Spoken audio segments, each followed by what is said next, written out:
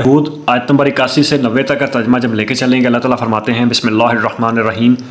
फरिश्तों ने कहा, ए लूत, हम आपके रब के भेजे हुए फरिश्ते हैं, ये लोग आप तक नहीं पहुंच पाएंगे। बस आप रात के इस बकिया हिस्से में अपने घर वालों को लेकर निकल जाएं और कोई भी आप में से पीछे मुड़कर ना देखे सिवाय आपकी बीवी के। इस पर भी वही मुसीबत आएगी जो सब पर आने वाली है। इनके वादे का वक़्त सुबह का है, क्या सुबह करीब नहीं है? फिर जब हमारा हुक्म आ पहुंचा तो हमने इसके ऊपर के हिस्से को नीचा कर दिया और मजीद हमने इन पर बारिश बरसाई तय बतय कंकरियों की।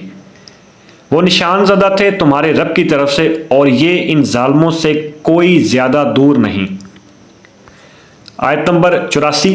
और मुदय्यन की तरफ हमने भेजा इनके भाई शुएब अलैहिस्सलाम को। आपने कहा, ए मेरी कौम के लोगों, अल्लाह की बंदगी करो, तुम्हारा कोई मबूद नहीं उसके सिवा, और ना कम करो माप और तोल को। मैं तुम्हें असुदा हाल देखता हूँ, लेकिन अगर तुम गलत कामों का बाज ना आए तो मुझे अंदेशा है तुम पर एक बड़े दिन के अजाब का जो तुम्हें घेर लेगा।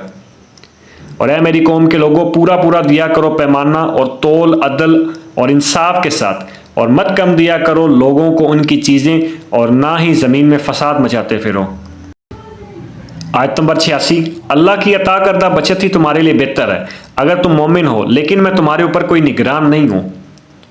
उन्होंने कहा, ए शुएब, क्या तुम्हारी नमाज तुम्हें इस बात का हुक्म देती है कि हम छोड़ दें इनको जिनको हम पूछते आए हैं, हम और हमारे आबाउजदाद, या तुम्हारी नमाज ये सिखाती है कि हम अपने अमवाल में अपनी मर्जी के मुताबिक तसर्रुफ ना करें? हाँ, एक तुम ही तो हो जो बड़े बावकार और नेक चलन हो। आयत नंबर 88।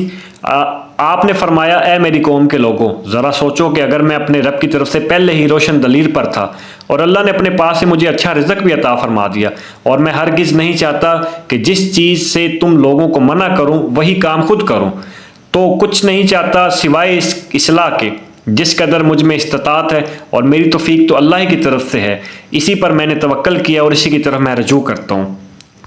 और ऐ मेरी कौम के लोगों, देखो मेरी दुश्मनी तुम्हें इस अंजाम तक ना ले जाए कि तुम पर भी वही अजाब आ जाए जैसा कि आया था कौम नूह, कौम हूद अलैहिस्सलाम और कौम सालेह और कौम लूत अलैहिस्सलाम पर।